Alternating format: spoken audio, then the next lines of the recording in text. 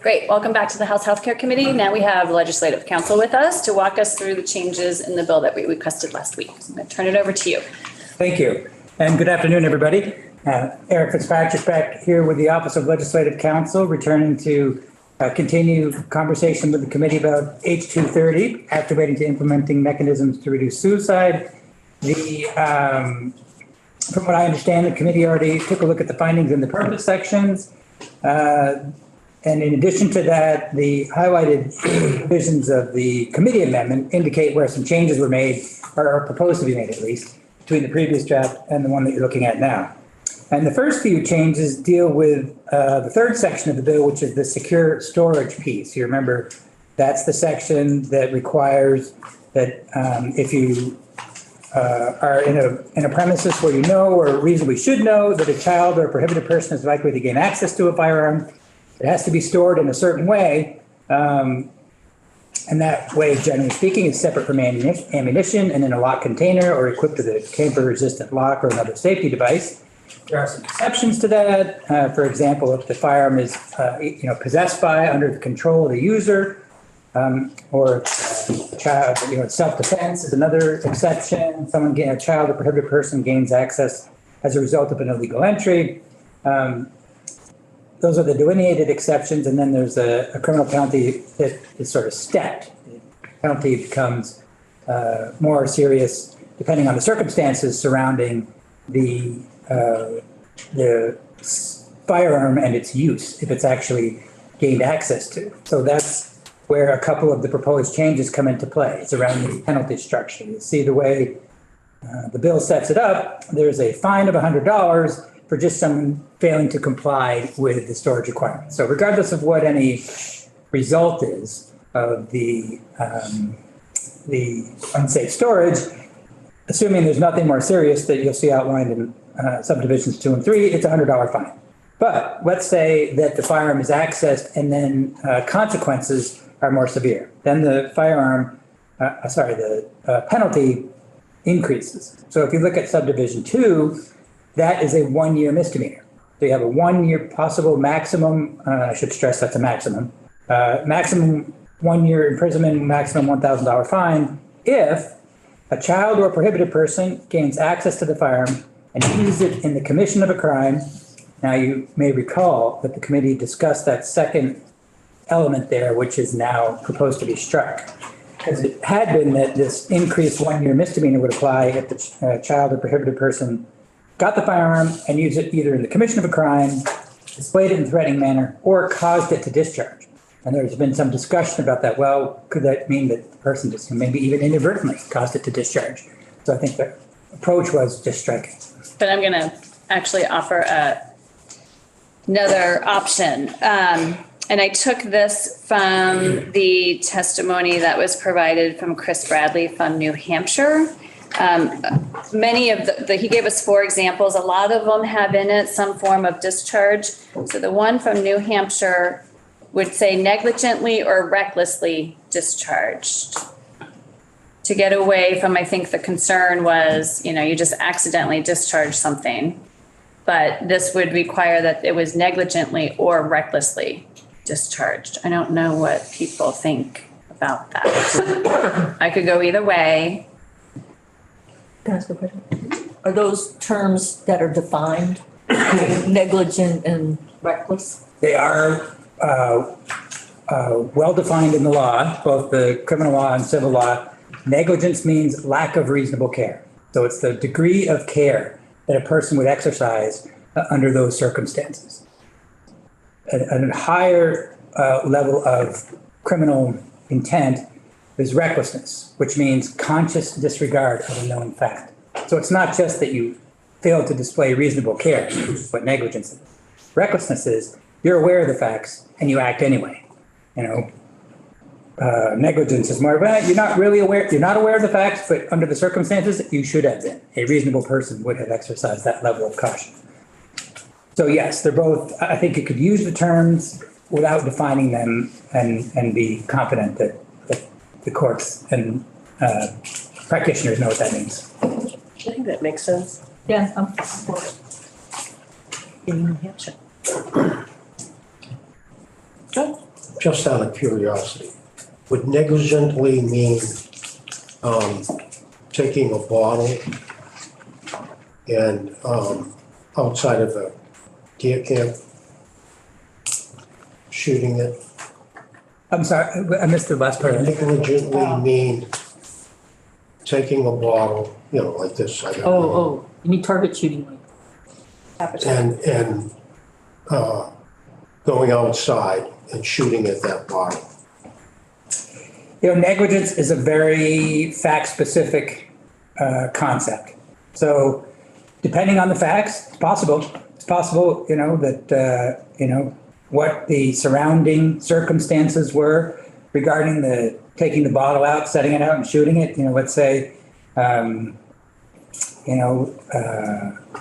maybe there was some instruction given that the person didn't want target shooting going on in the area, or perhaps that the potential for injury would increase if somebody was shooting at a glass bottle, for example, that sort of thing. So that's one of the classic responses to the question of whether lack of reasonable care exists in a given circumstances. It's up to the jury, because it's a reasonable person standard. What would a reasonable person view as a sufficient level of care in those circumstances? And usually the way our system is set up, it's a jury question.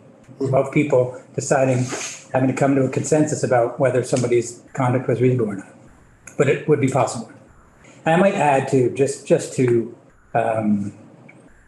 not that it's unknown, but it is less common, because this is a criminal provision. It is less common in the criminal law to use negligence as a standard. Not uncommon, not never, but it's unusual. Recklessness, you see that more.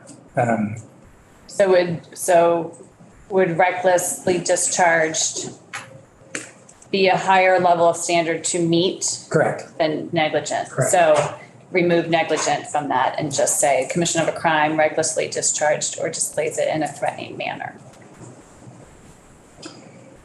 Yes. A little bit more in line with, because we don't do criminal law here. So we need your help, Eric. Yes. It's funny when you said that, though. I just had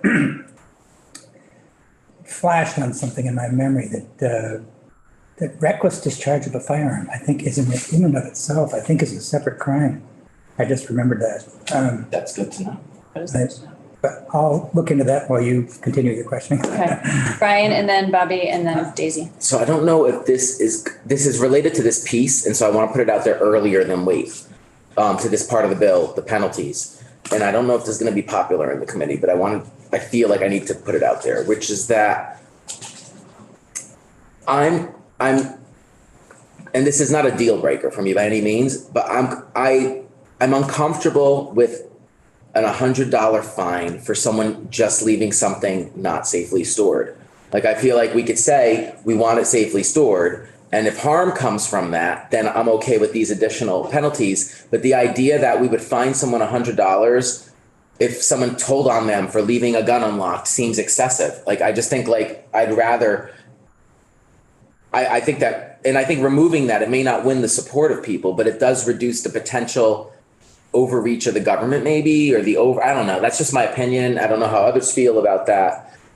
But I want to put it out there now because now's kind of the time. Yeah, definitely. And I don't want to do that at the last minute. Right. And But I'm not set on it. It's just someone wrote this as a suggestion and I thought it was a reasonable compromise. Daisy? I support that. I think it's in line with our guiding principles is why. And I think it, terms like that are, I think, what contribute to social inequities and perpetuate cycles of poverty. Okay. Leslie? I'm having a hard time understanding what you're saying. I'm sorry. Yeah. So in the penalty section. So can I just say? Yes. So we're on page 3, row 12. Yes. And we were just discussing row 15. So I'm rewinding a little, but I feel like now's the time. So row 12, we would, if the state, I don't know what the process would be that this would happen, but if the state determined that a person wasn't safely storing their firearms, even if no harm happened, they could be subject to a fine of up to $100. But I don't think that that's fair, because if somebody's like calling the cops to tell them their neighbor has an unlocked gun and then the cop comes and give them, I mean, if that even happened, it just seems ridiculous and it's punitive. I would rather strike out that number one and just say, look, if these other things happen, you're going to get in trouble, but we're not going to proactively fine you for just making a mistake and leaving your gun unlocked. What I would rather happen is if someone reported someone for having an unlocked gun, that someone says to them, we heard you had an unlocked gun. You might want to lock that before, someone gains access to it and uses it to commit a crime or displays it in a threatening manner, then you'll get in trouble. You know what I mean? Like, it just seems like nanny state to be like, I know that's like a sensitive term, but like, Yeah, I would go there. Could I And then, So I just have a question about that. Do they build on each other? So that if someone was cited on the first one and the $100, yes, I could see how it would totally be exactly what you said, Daisy. But let's say you've had the $100 citation, and then all of a sudden you have another, and then another. How does it have connection, I guess is what I'm asking? Or are they totally independent events? between 1 and 2, the fine not more than $100. If you had versus two $100 violations, or how does one is there a case that gets built or not? I just don't understand if they intersect at all, and they may not. So Eric, tell me if I'm wrong here. The second one, for imprisonment not more than 1 year or fine not more than $1,000, is if that second part happens. Right. It's unrelated to the Those first. aggravating circumstances, or you might call them a penalty enhancement, they're sometimes referred to, because it enhances the penalty based on these other circumstances occurring. The first one would not then apply. You can't charge someone for two different crimes for the same conduct. That's No, I'm double asking jeopardy. about previously. If you had that previous citation of the $100. Oh, I see. And you get a second, something else happens, does it build on itself? It's my curiosity. Because I wasn't sure how the $100 got put in there to begin with and what problem it was trying to solve. That's what I'm wondering. Right. It doesn't build on itself Mm-hmm. unless, and sometimes it is the case, sometimes in the criminal law, for penalties, the legislature will say for a second or subsequent offense, Mm-hmm. and then will increase the penalties based on the fact that you've done it before. But you have to say so. If you don't have a figure, how many chances do you give? I'm sorry, what? If you don't put a figure in there of $100, We would take the whole thing out. okay. So that just get it the out. whole thing, if you can't get You fined. would get unlimited warnings until harm happened. I mean, why not? I would hope that someone would think like, oh, if my neighbors are finding out about this, like my kid was I don't know, if your kid had it in the yard, you would be breaking number 2. So I just think number 1 is someone suggested this and that's a fair, even if they're still going to oppose the bill, like they said they would, I think that's a fair compromise and it's a point well taken about for me. Listen, I just think that keeping it in there keeps it at a level of this is a crime. It's illegal to not safely store your firearms. It's not, your neighbor doesn't rat you out for not wearing your seatbelt and then we have fines for all sorts of things and they're not actually imposed. The police are not going to come busting into your house and say, I see an unlocked firearm, here's $100 ticket. I just think it keeps it so that it is, that everything above it is a law. I'm okay with letting judiciary address it. Art, and then Leslie. I'm trying to think of an instance where one would maybe a child comes out of the house with a gun and not displays it in a threatening manner, not threatening anybody, which is what 2 kind is, or someone. Other than that, unless law enforcement's in your house for some other reason and sees that your guns are unlocked, I don't even see how it manifests itself. I don't care one way or the other, whether it's in there or not, quite frankly, but I don't see I'm trying to visualize where that comes into play. Bobby, sorry, I forgot about you. Well, my question was a separate one, but I'm to answer Art about, like, this can actually happen where a kid brings a gun to school and they don't do anything with it, but their teacher sees the gun in the backpack. Like, there's got to be some kind of accountability for that, and a warning doesn't seem to be enough. But at the same time, that's a pretty extreme case. I mean, sitting it on your coffee table, but that happens. I mean, that just happened where a teacher got shot by a 6-year-old. I mean, and that you could argue whether the 6-year-old had the judgment or not, but that 6-year-old wouldn't have had that gun available if somebody wasn't negligent. So I get what Daisy and Brian are saying about like this being a weight on people who can't afford it. But it's also one of these things where I feel like it would be rarely enforced unless it was pretty bad. Like sitting it on your coffee table, your neighbor calling. I don't imagine where I live, the cops would even come out. They're not even going to bother. Be like, well, you saw somebody's gun on their coffee table? You know, call us when something actually happens. But, you know, but at the same time, there's got to be something to make it, like Alyssa said, to make it a penalty that shows that this is something we have to enforce, even if it's rarely enforced. It's just to tell people there is a consequence to doing this. I don't know.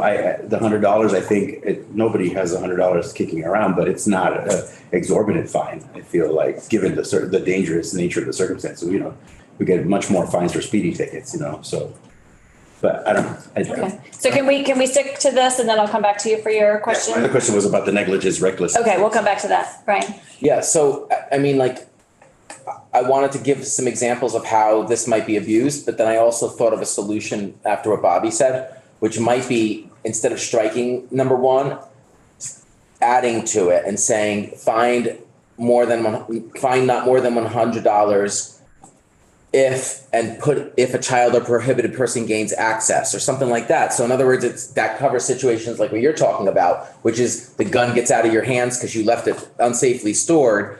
That actually is a step towards harm happening. So finding someone for that's okay, but we're not finding someone for simply leaving it unsecure in their own home. And the situations where I could see this being abused, I'll give you two examples. One is a couple moves to Vermont from out of state who are anti-gun, and they see their neighbors with guns, and they call the cops on their neighbors and make some report, and the cops go there and find a gun, and then this person gets a fine because their like nosy neighbor decided to impose their beliefs on them.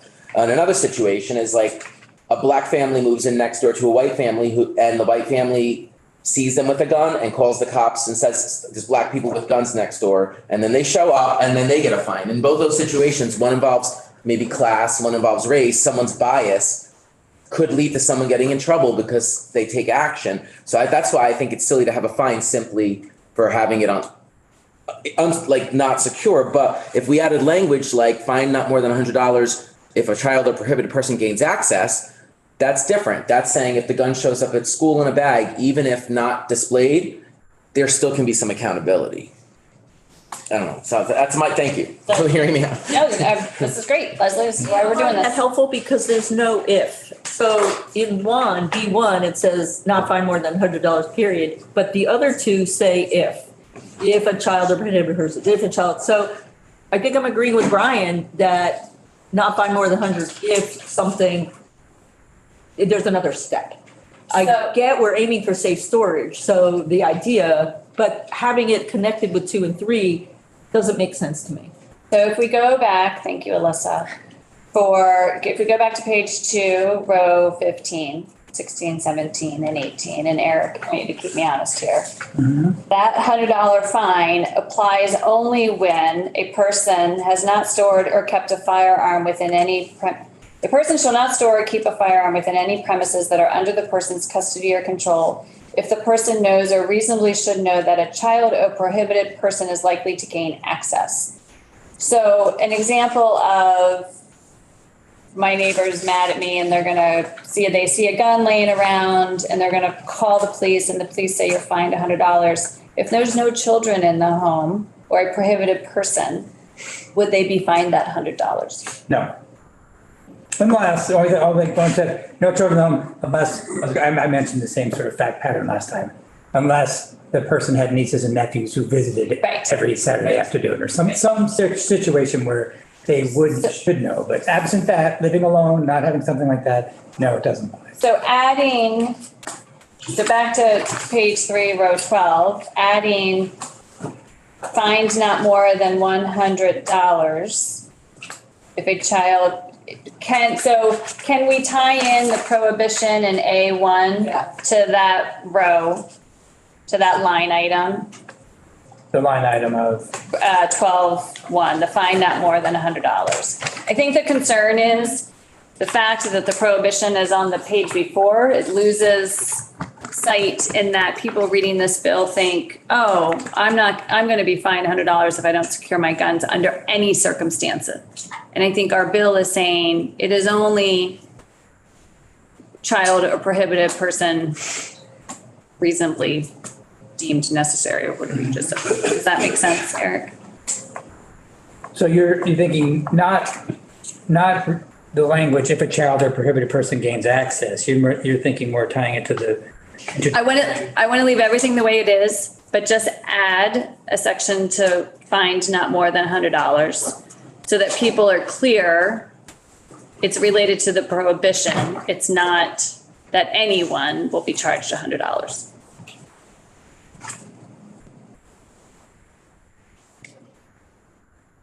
The problem is that it's going to get repetitive and confusing. So if you were to add the same language, for example, fine not more than $100 if the person knows or reasonably should know that a child or prohibited person is likely to gain access. Well, that's not technically true because you have the unless clause. Right, okay, So you'd be repeating the exact same thing. okay.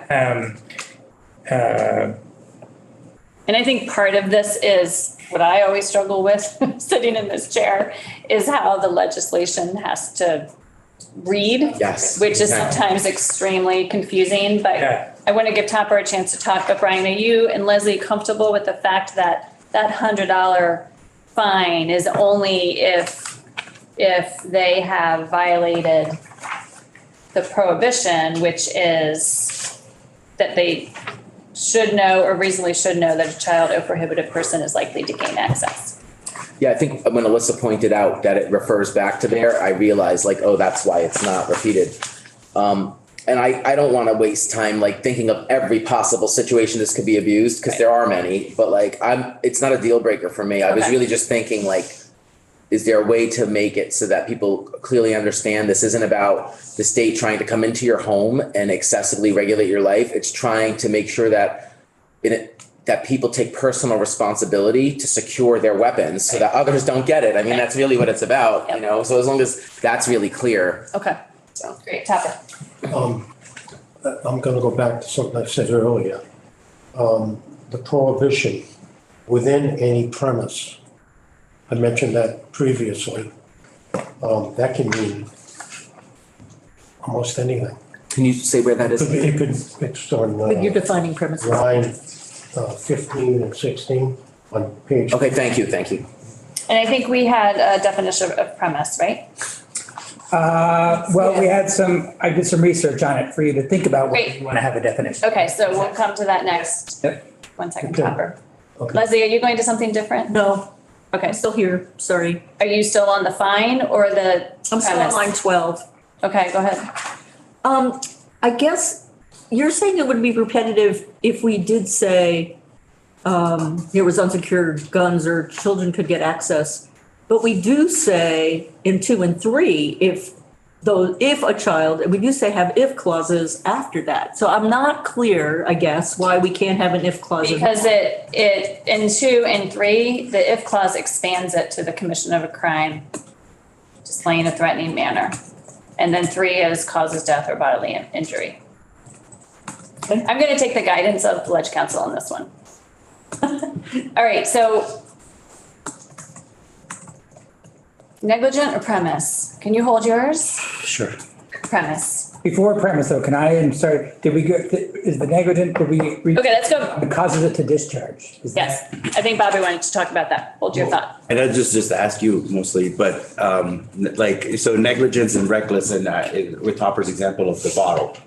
So negligence would be like if you were shooting at a target and you didn't know that there was a road that goes right behind it where there was a risk of the bullet hitting cars that were passing by. but you didn't know, but so it was negligent. But if you knew that that road was there and you went ahead and did it anyway, then I guess an acceptable definition of recklessness where. Excellent example. Well done. Yeah. You're a lawyer, Bobby. Should have been. Well, you're the one that did it. Well, no, I was just thinking, because yeah, then recklessness is like. Higher level. An intention of, is the criminality that we're trying to get after here.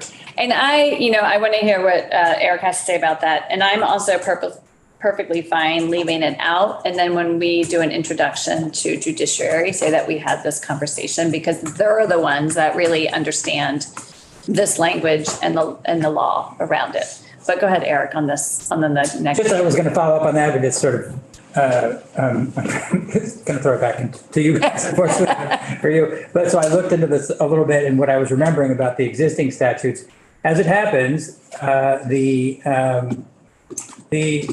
existing statute on that I was thinking of, there's a reckless endangerment statute, and that generally applies for any reckless conduct that places another person in danger of death or serious bodily injury. There's that term again. Right. That's the one, your misdemeanor. And recklessness is presumed when a person knowingly points a firearm at or in the direction of another person, whether or not they believe the firearm is loaded. So that's one, there is a reckless, but at the same time, also an existing negligent use of a gun statute. So if someone carelessly or negligently wounds another person by gunshot, that's a criminal statute as well. So this is one of those cases where there is some history of using negligence. Remember I mentioned earlier, Right. Which is true. It's generally more common to use intention or recklessness, but essentially it's a policy call. You could go either way. Yeah. Right. So I think since I put it on the table, I'm going to take it off the table and just tell judiciary we had this conversation and leave it in their hands, and we'll keep causes it to discharge out. So it's out? yep. So it's out. So number 2 will read the commission of a crime or displays it in a threatening manner. But I will tell judiciary about this conversation that we've had. And do we tell judiciary about the use of the words within any premise? We're going to talk about premise in a minute. Oh. Daisy, did you have something else on this? Yeah, I'd also like to suggest that we consider asking judiciary to consider the phrase displays it in a threatening manner. I also think that's quite subjective. I'm sure they would look at it, but. Yeah, they're going to look at this language. Yes. Yeah, I don't want to belabor the point, but I guess the question is like, for them to consider maybe is like, what is a threatening matter? Because like one person might think is comical, another person might view as threatening, or like some people's bias, they might just see a certain person holding a gun as threatening, even though they're just holding a gun. Like I know that has happened before. Like people see a person with a gun and they say they were being threatening, and it was just their skin color or their appearance that was threatening, not the gun. So like, I just hope judiciary looks at that stuff. Which is why this bill is going to come in, which is why I'm glad I'm not on that committee. So I'm saying this just so like whoever conveys that, but that's, because I don't want to. Definitely. Go ahead. I just wanted to ask Eric, isn't displaying in a threatening manner already a law? Isn't that in statute? Isn't it already kind of defined in? About a firearm or sort of? Yeah, a firearm, displaying a firearm in a threatening manner. Isn't there a whole section on what that is?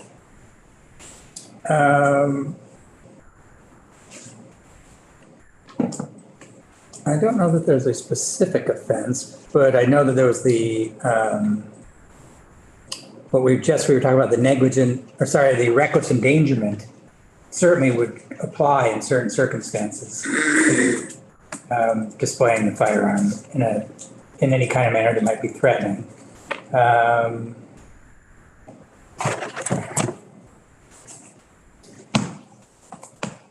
Carry a firearm with intent to injure another person, that's crime. I thought I read something just like pointing at someone or. Well, pointing at, I just mentioned is reckless endangerment. Good. I'm sorry. Yeah. I mean, like seriously. Sorry, I'm gonna say we're gonna Yeah. set this aside and we'll let judiciary deal with it. All right, premise. So now we're going, We're on page 2, row 15 and 16. And top already had the question, page 2. Back to 2. Yeah, so it's the prohibition, a person shall not store or keep a firearm within any premises. And we had some questions around premise. So Eric, what did you find for us? So I think there may be posted on your page. So you see that it's one of my favorite, not favorite, but just as a way to phrase the fact that there's some many ways to interpret this is that, and the first couple of quotations you see are from Black's Law Dictionary, these quotations are themselves from other state Supreme Court cases. But the second one, premises is an elastic and inclusive term and does not have one definite and fixed meaning. Meaning it's determined by its context, dependent on circumstances in which it may be used, maybe a room, shop, building, or any definite area. But generally speaking, you see the top two, land, appurtenances, and structures thereon. So it's the land, the buildings. Obvious question, I'm sure somebody will ask is, what's an appurtenance? Right. So down at the bottom of the page, you'll see an appurtenance is it's an incidental right attached to a property that goes with it, that passes with the property. Something annexed to another thing which passes as incident to it. Could be a right of way, an easement, an outhouse, a garden, an orchard, anything to which is connected to the property and sort of intended to be a permanent part of it.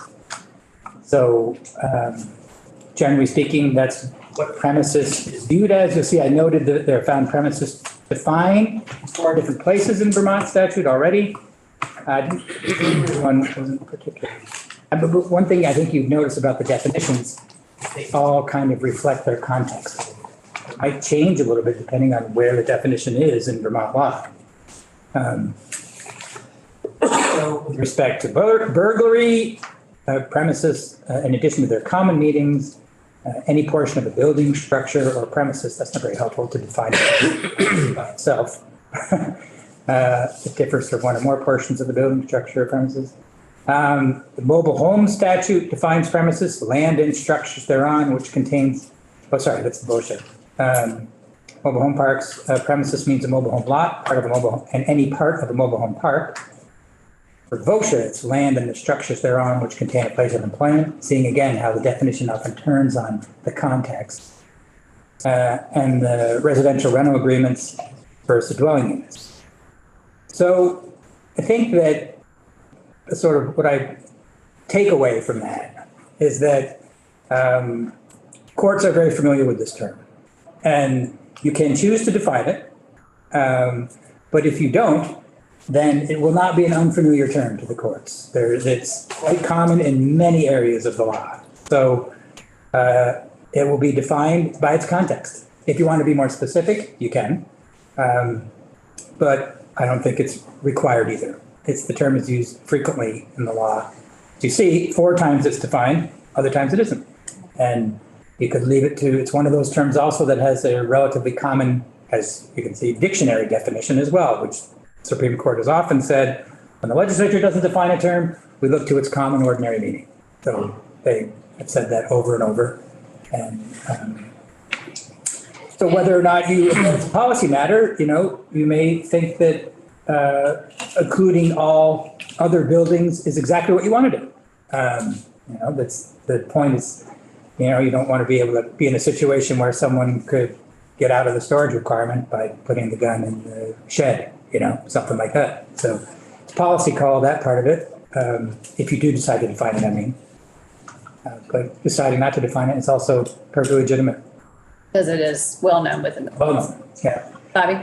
Well, this is one of the reasons why I asked Eric about premises specifically, because I was a park ranger last summer. And so everybody who's staying at the campground, it could be in a tent, it could be in a truck, it could be in a camper, it could be in a bus. And, it's like, those are, I could see a nightmare situation where, a firearm could be found by a small kid in that campground because everybody's so close to each other. But would all those people be exempt? Because if you're living in there are people who live there the entire summer. They figured out how to violate our 21-day rule and registering under different names. But anyway, so there were people who were there for a long term, and I know that they had firearms. And, so what would happen if a kid in somebody else's bus and got the firearm? Would they be totally exempt from these rules? Because by those definitions, they're temporarily renting that camp spot. It's not a building, it's not a, is it premises under these terms? And that's, I guess, like a real gray area. And I think the intent of this would be to protect people whether their gun is in a house or in a car. And a lot of people carry weapons in their cars. So it seems like it would come up a lot. So I don't know if that's something, if it's an addition of a word besides premises that would, but then, that's getting into the weeds that judiciary would probably know more than we do, but I just worry about that. Yeah. It's like the campground loophole, But it might not be. But it might not Like be. I would tend to read appurtenance in the situation you described. If you're talking about, for example, let's say a campground has a shelter, something like that. To me, that's definitely appurtenance. That goes with the property. That's not, and that's where it gets into the fact specific nature of each thing. If it were a vehicle that was only parked there for, a 3-day rental for purposes of staying there while they're renting for 3 days, that's one thing. Doesn't seem like an appurtenance in that case. It's done. But on the other hand, a motorhome that's there intended to be lived in for the summer, arguably, perhaps more attached to the land in a way that it would apply. Not saying there's a clear answer, but it's just interesting to think about. And I also think these are all going to be investigated circumstances, should something happen, which we hope doesn't. And at some point, we around this table are not going to be able to determine every single potential place or issue, right? I mean, we'd be here forever. That's why we have a judge and a jury. It's going to be a lawyer's nightmare. What proved negligence? Well, there is. No, there is, but if I'm going to get fined up to $1,000, I'm going to have a jury trial. And the other thing is, he says he saw guns at the state park. What's his responsibility? There is no responsibility on his part, according to this legislation. Right? Yeah. Is he not a It's mandated? not a mandatory. Exactly. That's what I was just going to say. Is a park ranger a mandated reporter? Well, no, I didn't see guns like lying around. I know people admitted that they had guns. They told me. And if those guns are on their person, right, that's another piece of this. So, right. Is that your point? Well, I just wondered about mandated reporting. I don't know how, I don't want to take time now on this. I think it needs to go through judiciary, but how will it affect, if someone in therapy talks about a gun at home, I would think I'm not required to report them for not safely storing it unless a child's in danger. And then I would report to DCF that a child's in danger. I would do that now anyway. Right. But how does this affect that stuff? And that it's hard for me, and I know it's hard for many of you sitting around the table, that there are some things, this committee's focus is the health piece of this and preventing suicides. It is judiciary's to know what they do best, which is this piece of it that we're hashing out.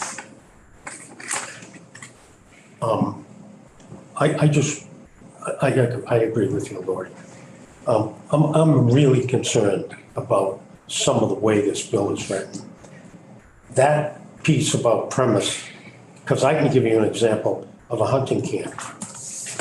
And before I say any more, can an individual under 18 years old own a firearm in Vermont?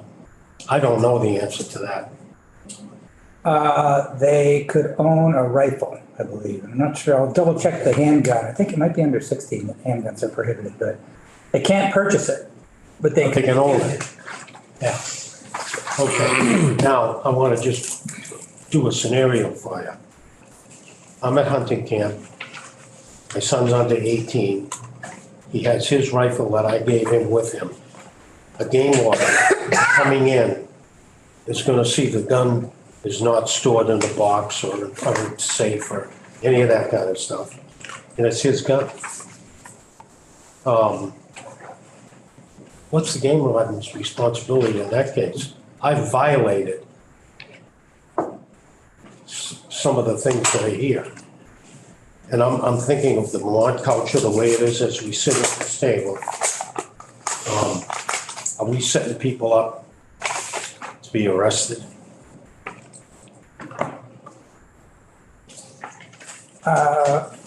I think and I apologize, I was looking up your question about underage law for the first part of your fact pattern.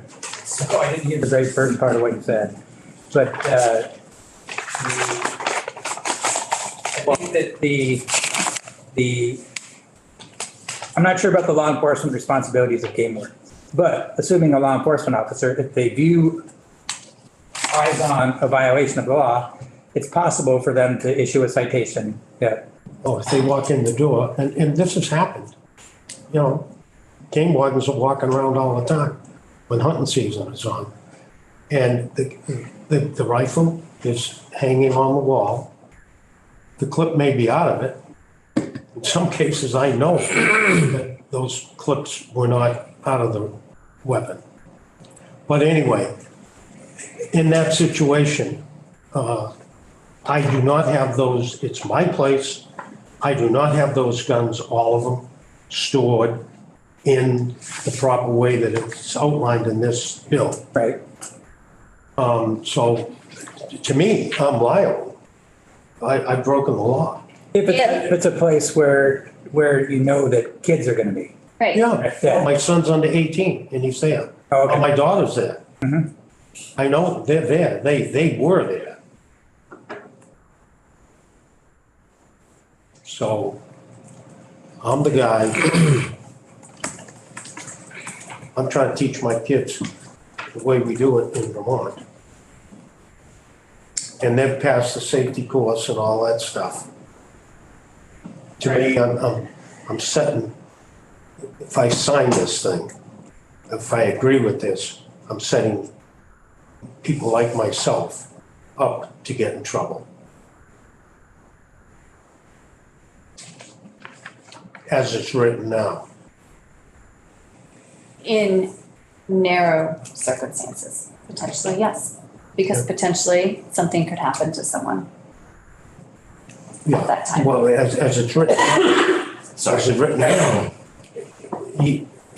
probably not with the causing it to discharge. If that comes out, That's out. it may be a little bit better, but I'm still setting somebody up because they don't have the weapon stored properly. That's what I'm worried about on that section. Okay, we're gonna keep going. So we are going to leave premises the way it is, and we will take out causes it to discharge. And I will have a conversation with the chair of judiciary, of which I'm sure you will be in the chair at the time too, going through the bill, so you could also relay. I'll be happy to Intent. reiterate the point. So you go to judiciary too? I do, yes. Oh, for this, that's great. I didn't know that. How this is structured, they soften the way they phrase it, is we follow the bill. Okay, So great. it's our bill, we work on it wherever it may be. I didn't know that. Thank you. So let's go to injury. Yes. And again, remember the discussion here was the serious bodily injury term and whether or not that use of the phrase serious bodily injury was inclusive enough for the types of injury that a person might experience as a result of a violation of the safe storage requirement. So the decision was to try and be more inclusive and not limit it to serious bodily injury. And instead, you'll see a definition, which is over on page, well, in my copy anyway, page 6. Definition number 3, so that this, an injury, and again, remember, this kicks in. Well, why are we defining injury? Because what you've just been talking about, these enhanced penalties apply if there's, in fact, it's a 5-year felony, if a child or prohibited person gains access to the firearm and uses it to cause injury or previously bodily injury, serious bodily injury, sorry, to any person. That same with the charging discretion for the prosecutor, in the circumstance when a child gains access to a firearm and uses it to cause previously bodily injury, then the prosecutor can take that into account when they're deciding whether or not to charge a person with the violation. So that's where it kicks in substantively. And the proposed new definition, you'll see, includes or means a harmful effect on an individual's health, including, and I should point out that including means including but not limited to. In the Vermont statutes, it's specifically laid out. So anytime you use including, it means that. So it's not an exhaustive list. So it means a harmful effect on an individual's health, including the individual's mental, emotional, or physical health, or a combination of these. So any harm of that nature that's caused by a child or prohibited person accessing the firearm would qualify for the increased penalty. All right, so Brian, I'm going to turn to you first. You had brought up this, which I thought was great, and including ensuring it's not just the physical aspect of our body that we are worried about. Your thoughts on this definition or anyone else that was chiming in? I did work with Jen Cartney on this. She's the legislative counsel with the most healthcare policy, so she looked and felt comfortable with this language. Are we putting this on the screen for people to see on YouTube? We have not, but it's on the Okay. committee page. Good screen. I'm okay with the way that it's written because the only thing I would add is spiritual health, and it's hard to determine that. So I worked really Yeah. hard with Jen on that. yeah, it's like I get that, like, we're not there yet as a Yeah. society. So like mental, emotional, and physical to me is excellent. Anyone else have thoughts? Everyone okay with this definition? I also like, I'm sorry to jump back in, but it was bodily injury before, right? I just like how it's injury. Yeah. You know, again, I think, like, once again, to the spiritual piece, like, there's a new term that we're using called moral injuries. And I just don't know. I guess a moral injury could be a combination of mental, emotional, and physical symptoms, which is why I feel like this covers it. But I guess I just wanted to say that, you know, that calling it an injury, to me, is without fixating on the body is Yeah. good, is great. So thank you. Art?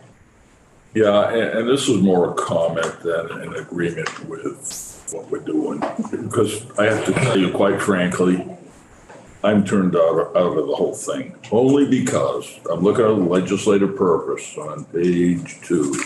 Purpose of this legislation is to prevent death by suicide by reducing access to legal means of firearms. The penalty part, I don't even know why we bother with it. Let's just, in my opinion, put the tenets of the bill in and let it go at that. Because I think we're getting into stuff and spending a lot of time grinding through stuff that maybe it just seems to me, it's one guy's opinion, I just feel like we're going way out of the realm of what the bill was intended to do. So I appreciate that. And we're past the penalty part, and I probably allowed that to go on too long because that is a judiciary. But I wanted everyone to be heard. And this piece, I think, is fully in our jurisdiction here because we are, again, looking at this through a healthcare lens. And we wanted to make sure that the seriously bodily injury or just bodily injury, it did not take in all aspects of a person's health. And quite frankly, you know, I shut that down at first, and I'm glad Brian spoke up again, and we got to this point. Oh, no, I'm not, and I'm not, I don't mean that so much. I know. I'm just saying why we are spending time on this piece of It's it. just We're almost done, Art. I know. I promise. No, I'm not, I know. I just think the bill belonged in judiciary. I really do. I think that's. It's going. Should have gone. It's going. Oh, to begin with, you're saying. That's right. Yeah, it's I think it should have, but anyway. Okay, so we're all good with injury. Thank you, Eric. Sure. And then I think the last change we were going to make, we had a discussion in committee on 72 versus 48 hours Right. for the waiting period. Yeah. The next section is on information distribution. Oh, yes, we're going to come back to that. Okay, great. Let's get these aspects done first. We're on page 9 of 9.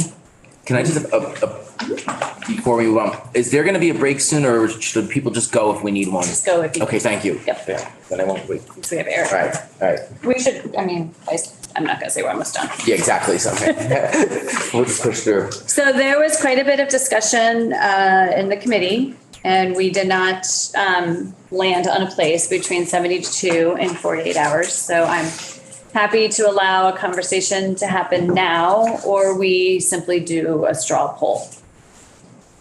Because I'm not sure what else everyone has to say, but happy to hear people. Right? I'm gonna speak honestly, that if 48 hours was going to bring us all to a consensus, I would gladly accept that. But I've heard from people that there's nothing that will work, so I don't see any reason to go down to 48, you know what I mean? Like personally, because I don't think it's, and that's me just being honest, but if people were like, and this is not Topper, you said something about trying not to convince each other, I'm not trying to do that at all right now. Just being honest, like if people were willingly being like, look, if you lower this to 48, I'll vote yes, I would be like, okay. But if people are like, I'm gonna vote no matter what, I feel like, why would I lower it to 48? Like, unless I haven't heard any data that supports that. So I would say I would leave it at 72. Okay. And this is not at all trying to make anyone do anything. I'm just telling you like why. Okay, yeah. Same? I'm happy with 72. 2? Well, I might as well chime in. 72? I won't support the bill, but I would support 48 hours. Okay. Leslie? I just want to clarify, may I? Only if you're not trying to convince him to how he's going to vote. I just want to understand what you're saying. When you say you'll support the bill at 48 means you're going to vote yes or No. I'm trying Yeah. to make the bill better, He in my opinion. he would like us to put in 48 hours, but he's being clear, he's not going to support the bill. Okay, then. So he's being honest and he's being honest. Yeah. I don't Yeah. want to speak over. All right, I'm going to ask for a straw poll on this one. All those in favor of keeping it at 72, please raise your hand. All right, so we have a majority, 1, 2, 3, right? 7? 2, It was, yeah, 7, exactly. 7, 3? I guess, I don't know. That's what it is. Yeah, it was 7-3 because we don't have where are the empties? So we're going to leave that in at 72. Can I just ask one question? Was there any data that anyone remembered about that time? Because The Rand guy said that there was no data, that it just didn't. exactly, all right, that's what I thought. Yeah, if there was data, then I don't know, it might have influenced me, but if there isn't, then I don't see any reason to go lower unless, what I already said. So the piece that we haven't talked about yet is the section, so page 4, we have the information distribution by dealers, which is just a warning sign. And Chris Bradley didn't really comment. Did he comment on this section? Hold on. He says he turns off gunfires. All right, let me go back to his testimony so I can read it so we're all on the same page. Page 4, all right, so page 4, D1 and D2, which is information distribution. So D1 is at any location where a licensed dealer conducts firearm sales or transfers, the licensed dealer shall display a sign containing the information required by subsection 2. And then subsection 2 is the language. So their comment was turning to page 4D, 1 and 2 on information distribution. In our opinion, one of the downfalls of the posters we created with the Gun Shop Project was that there is some amount of reticence by gun owners to being constantly reminded that guns can cause suicide. He did not say take it out. He did not say leave it in. He just said why the gun project stopped in 2017, because gun owners didn't like to be constantly reminded that guns can cause suicide. Right? Why, is there any more detail about, other than they didn't like it? Was it causing people to think about suicide when they looked at their guns? Was it, causing people to feel guilty? Was it like, or is it, because That's the information provided. so it's very vague. Okay.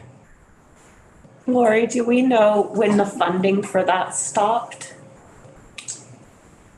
The funding for the gun project, so they used $8,000 and printed, and then it stopped. Oh, it was a one-time. Sounded like it was a one-time deal. So I'm gonna, this is harsh. Let's go ahead, Bobby. Oh, I'm sorry. This reminds me of like the Surgeon General's warnings on cigarettes. Right. And in other countries, it's way more graphic. Like in some countries, they put pictures of like diseased lungs. Or and all that. faces. Yeah. Nobody wants to be reminded of that, but I mean, I don't think that that's enough of a reason to not do this. And the value is much greater than somebody getting upset about thinking about that. I mean, what Ryan's saying, I don't think anybody's going to consider suicide because they saw a poster saying warning against it.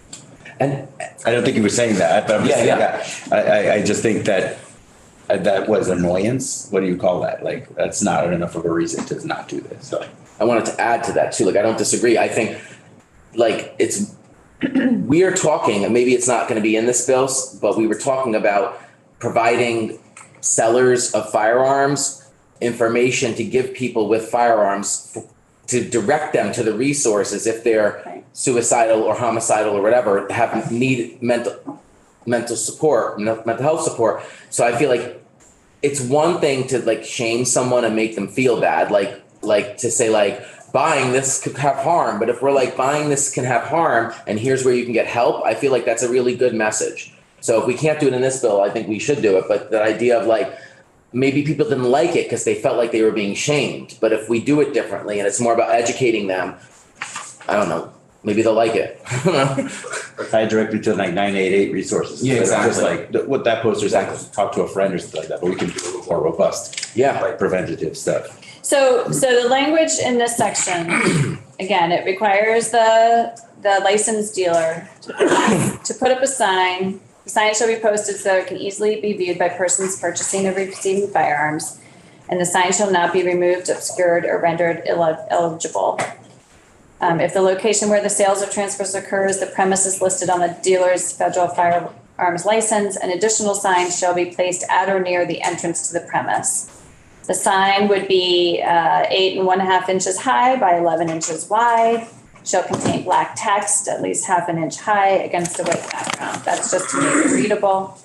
And the language that is proposed to be on the sign is warning. Access to a firearm in the home significantly increases the risk of suicide, death during domestic violence disputes, and the unintentional death of children, household members, and others. If you or a loved one is experiencing distress or depression, call the 988 Suicide and Crisis Hotline or text VT 741-741. Vermont law requires gun owners to securely store their firearms separately from their homes and other premises under their control if a child or person prohibited from purchasing or possessing firearms is likely to gain access to them. Failure to securely store firearms as required by law may result in criminal prosecution. So the second part basically is stating the law if this passes, and the first part is saying access to a firearm increases the risk of suicide and gives the 988 number. And that's assumed that the store owner is responsible for getting that printed in. This Or is it gonna be done all the same way in a central place? So this language here, the store owner can simply go on their computer with a normal sized piece of paper, half an inch high, black text, and print this. They could write it by hand. They could write it by hand. So it's not the fancy ones that Chris had, which I want to talk about separately. So this would be one size, one sign, they can create a notification. And quite frankly, it's very similar to what business owners had to do during COVID to put up a sign about specific COVID regulations in a place of business. Just federal firearm dealers. Yes. Okay, so it's not gun ranges and all the other things. It's where a federal firearms license is. At any location where a licensed dealer conducts firearm sales or What's the transport. consequences if you don't see a sign?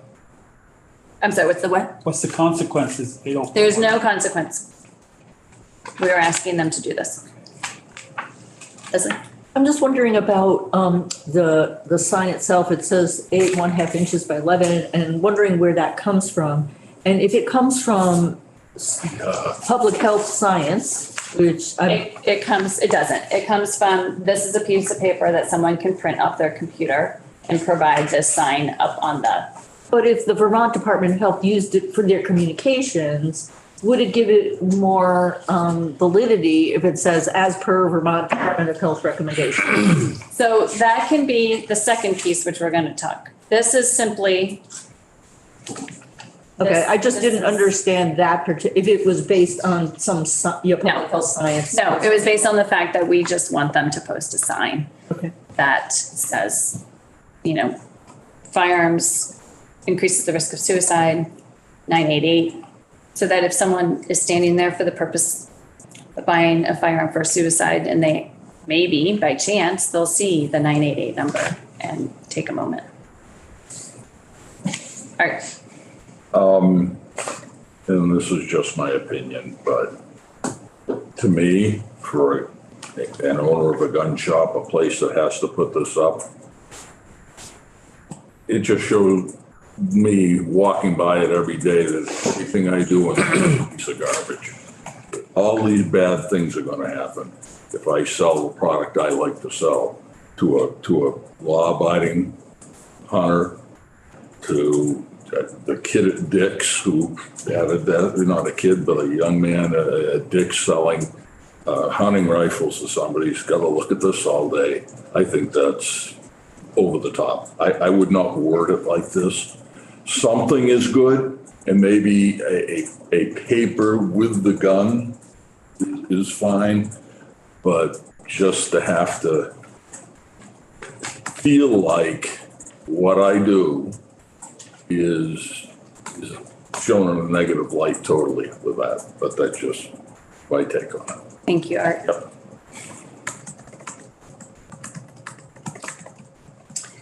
So let's take a straw poll if we're going to keep this in or take it out. If we take it out, there is a second bill coming that we're going to be focused on 283 that we could put this in. But and I'm going to tell you, I'm going to vote yes, because in my eyes, printing this is not a hardship to a licensed dealer. So this is just subsection. Section 1 and 2.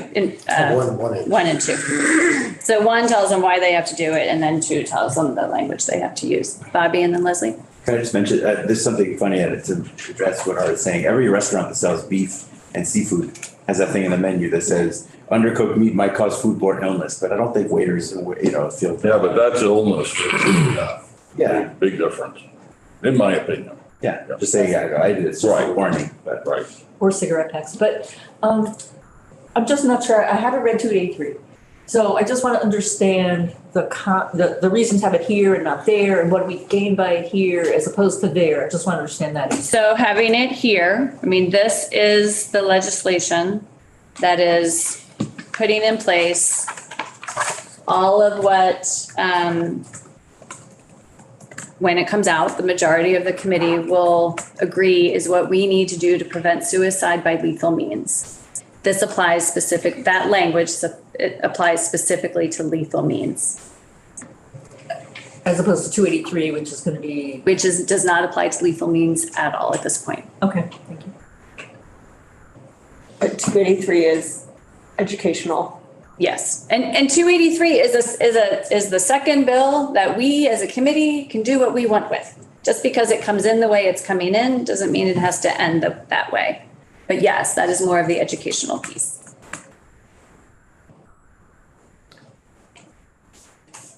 So all those in favor of keeping this language in this bill. So are you a yes or? I got distracted. So we're talking about The sign? the sign. Yeah, I'm fine with the sign. Others? Go ahead. No, I was wondering if I could say one thing before we actually Sure. there are multiple educational pieces in this. remember, we're only talking about this, all we're doing is advising that there is a law. Right. So I don't even consider this to be an educational piece. This is just simply a sign posted advising customers, this is a law. That's all. I Right. don't see that in there. Remember, we're just doing 1 and 2. It is you print out on a piece of paper and you post it and you say,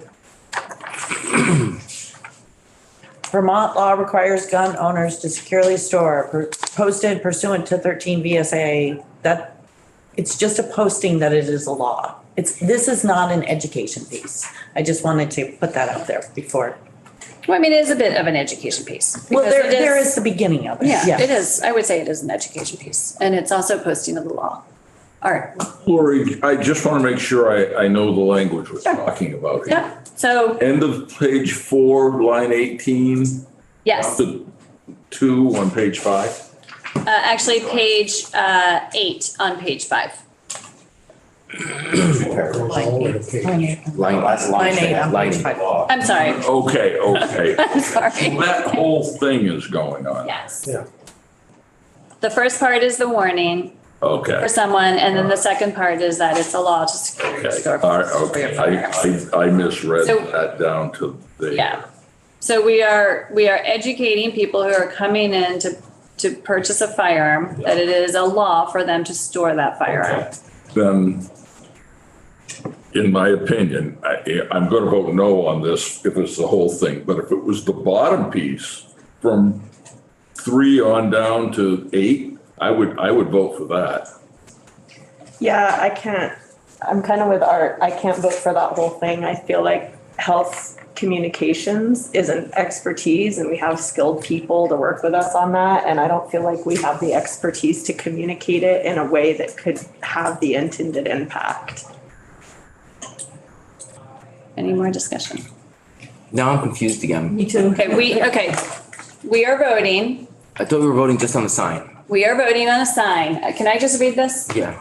So, at any location where a licensed dealer conducts firearm sales or transfer, the dealer will display a sign.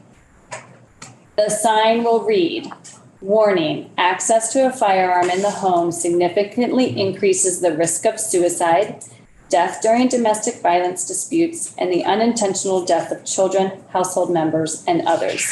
If you or a loved one is experiencing distress or depression, call the 988 Suicide and Crisis Hotline or text VT to 74741. Vermont law requires gun owners to securely store their firearms separately from ammunition in their homes and other premises under their control if a child or person prohibited from purchasing or possessing firearms is likely to gain access to them. Failure to securely store firearms as required by law may result in criminal prosecution. That is what will be displayed on a piece of paper this big. Alyssa. And I just want to point out that the information from the experts that's designed and all of that, that is a completely separate piece. And that is actually given to the person. Yeah, we're not So- voting on that right now. This is what I'm saying is No, I know, but. like, This is No, I just wanted this, to, this is with just the Daisy's sign. point of, I think it should be, like better designed and by people and experts. That is also, it's just different from this. Yeah, I just feel like it's too much detail to put in a bill, 8.5 by 11, et cetera. so you think like maybe instead of having that in the bill, we should say somebody in the state should come up with what that should say? Yeah. I Like the think it's Department of just Health would that. sign it or something? Yeah. So we have put, just so you're aware, we have put language in a bill before and dictated exactly how it's going to be written. I'm not comfortable voting Okay. yes on Well- this. So I think at this point, we're gonna do a vote on this. Can I ask one more question though? Yes. But what if so we are doing a vote on it, so it kind of eliminates this and I get it, but like if they weighed in on it and said this language was okay, would that make you feel comfortable? Who's they? Yeah. The Department of Health, or, that's who I'm thinking of, because this is a health warning.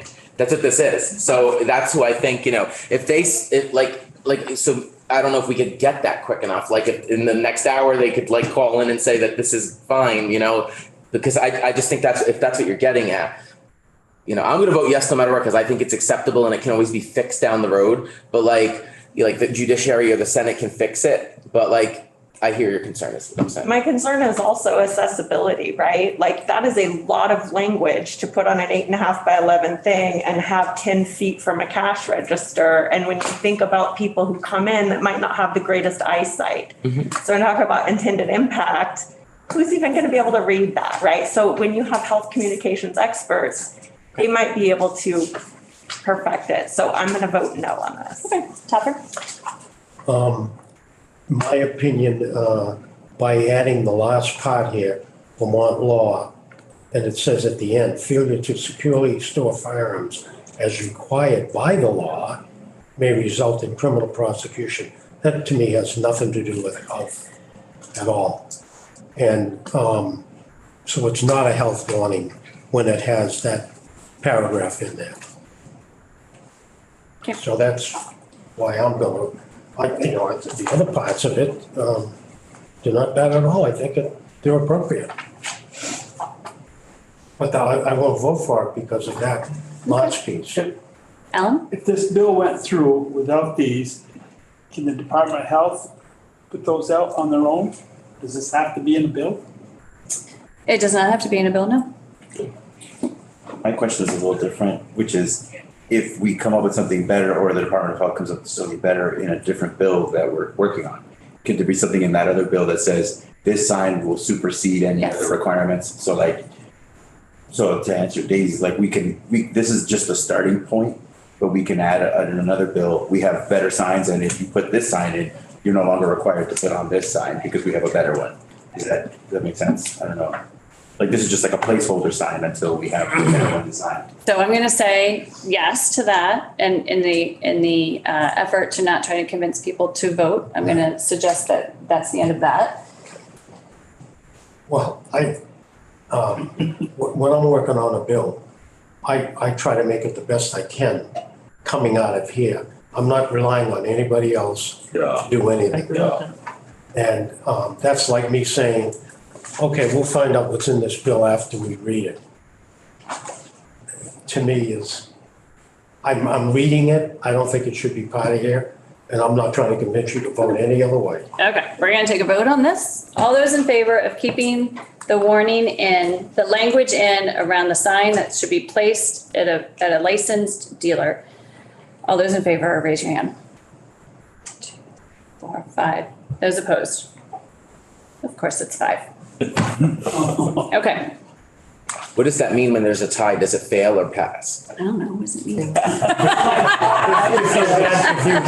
11 members, the chair would vote to break the So tie. it's a straw vote on this one thing. We'd have to look at the rules. That's right. It's In the gonna House, it stay. fails. The House, it fails if it's a tie? Yeah. When did we It's get a- our new number? I think I will verify that it doesn't really matter because it's a straw vote, but I'm going to say it's probably going to stay in, but I will come back to that Okay. tomorrow.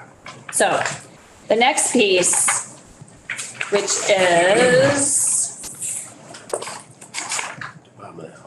where am I? Oh, page 5. Because of this robust conversation, because of the fact that I was delayed in reaching out to Vermont Department of Health and Agency of Education, although I have posed them the question. And because Chris Bradley suggested that other people should be involved in what we put together for educational materials, I'm going to suggest that we pull this language out. We put it into 283 and we have a very robust conversation about education. Any comments, I agree. questions, concerns, other thoughts? Sounds good. Great. Everyone's looking really tired. We're almost My done. brain's You're getting talking full. from line 17. I'm talking actually, so page 5, row, line 9. Okay, you go back up that. Yep, all the way through page 6, Okay, yep. row there's- 4. Okay, yep. All right, so can we scrap that, Eric? Yep.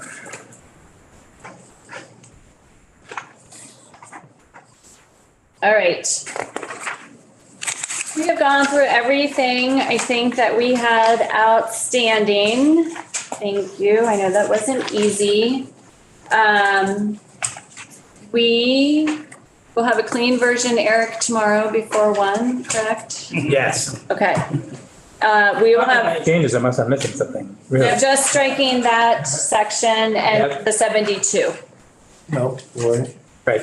I could just, did we, finally agree to leave the definition of locked container the way it is reading there? A Yeah. box, a Yeah. case, a locker. It seems like that's a lot of what the others have as well. Everyone seems to use that locked, but I yes, think that I was, was the only one that brought up a question about it, and I'm fine with keeping it locked. That language. You are, okay. As you know, I talked about this section, Yeah. the lock container, the box. What does that mean? Is it a box that's screwed together, can be undone quickly, Duct tape. duct tape, anything? well, I think, yeah, I mean, I think it can be, All you have to do Any of is that. make that. You can have a cardboard box, and all you have to do is have a tamper-resistant lock on it. right. The cardboard has to be tamper resistant. No, the lock has to be tamper resistant. I mean, you can take a belt and put it around the box, put a lock on it, cardboard box. Anyway, I just don't like that definition of a locked container. And if the bill passes, I think it should be more substantial on that if you're gonna do it. You're gonna be a criminal. You defeat the purpose of, Well, this question comes from not knowing that much about the legislative process, but I feel like if we micromanage that and say of this 1/4-inch steel or et cetera, we're gonna be overdoing something that, without factoring in that new technology could come up, in the next few years. Somebody can invent a carbon fiber that's uncuttable, but it's as thin as paper. So you kind of have to leave it up to judges and juries. I agree with you that it could be anything. That's my problem. But it's gonna be like a reasonableness, like if you were reasonably if you made a box out of cardboard and duct tape, I don't think any judge or jury would think that you reasonably thought that that was gonna be. Well, no, I have it. I've got a tamper-free lock on it. Yeah, but if you could rip it open with your bare hands, then I think that doesn't pass a judge and jury test. That's what I'm assuming that's I what agree it with would you. be. I agree with you. I absolutely agree with you. It's not gonna pass the test, and that's why I don't like the way that thing is defined.